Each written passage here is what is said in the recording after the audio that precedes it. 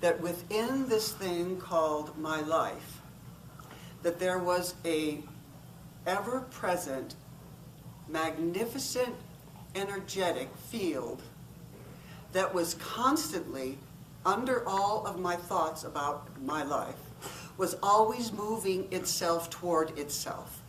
As you know, I believe it's all the God self. So here is this wonderful news, great news, that under all of my interest in my diverse life, there is this wonderful something else that is pulsating constantly, moving toward itself, not toward a perfect life for Mary Margaret, whatever that would mean, but just something is always at work, if you like those words, under it all, moving things, moving it toward what? Toward, because it's jealous, I love this word, because it's jealous, it's going to take precedence over all of my other interests.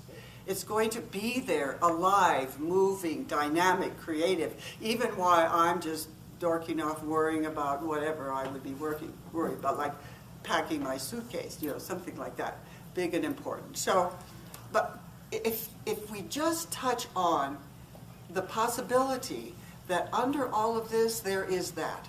So people say to me, I wish I could remember this more. I wish I could remember this more. And when I remember this, I realize it doesn't matter if we remember. We don't have to worry about remembering, because if we remember, good. If we don't remember, good. But underneath it all, there is something. So when it was clear to me that there was something there, always moving, what happened on the surface of life then, it changes. Because then, again, in Bartholomew's words, the background and the foreground trade places. And in the foreground, it used to be my life and all the events of my life. And in the background was this humming of this otherness that's moving itself toward knowing itself.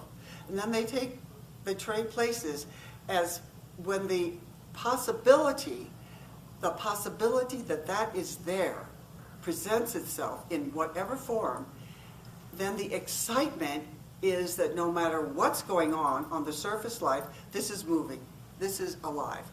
So then what comes as the purpose? Well, purpose is a terrible word, I know. So let me use another one. Interest. So if one knows that there is this there that is filled with this deep, intensely intimate knowing of itself in its own radiant, eternal beingness, and you know, then all of a sudden the excitement comes. How can I know that more in a conscious way, instead of just going into it in an unconscious way? And so that's what these things are all about, as far as this one's concerned, is how do we,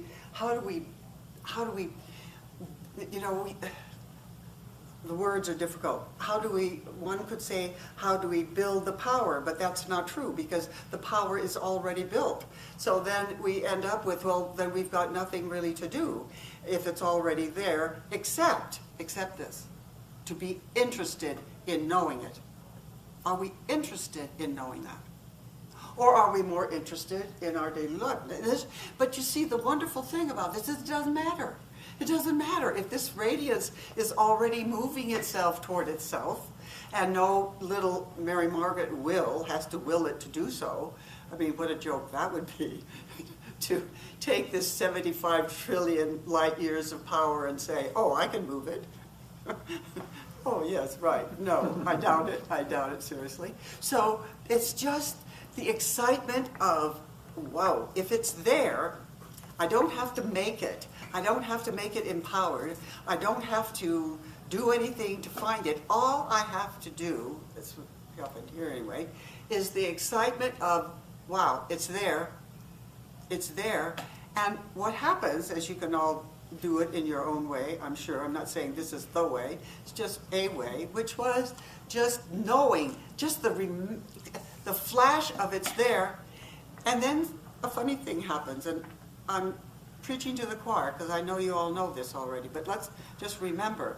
In that memory of remembering it's there without having to go get it, without having to find it, without having to purify our auras, or get our energy so that it's going faster, or get in alignment, or get in all of the things that I've tried all these years to do, none of which worked. You know, when you finally get, there is nothing to be done except the delight of exploding into, wow, what is it?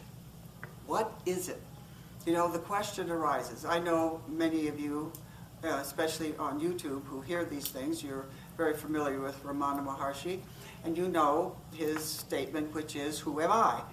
Well, for a lot of people, who am I doesn't work. So all I'm saying is we don't even have to ask, who am I? Because in the intimacy of the remembrance that there is something there, automatically, without anything needing to be done, the energy moves there. The, how would you put it? The focus moves there. The attention moves to that. And then in that moment, there is, as you all know, a silence that no words are needed, no opening to the moment is needed. All these things that are so hard to do, you know, open to the moment, all these things. How do we do all that? I mean, you know, we try, and then we try so much, and then we forget, or then we find out it didn't work, or whatever. So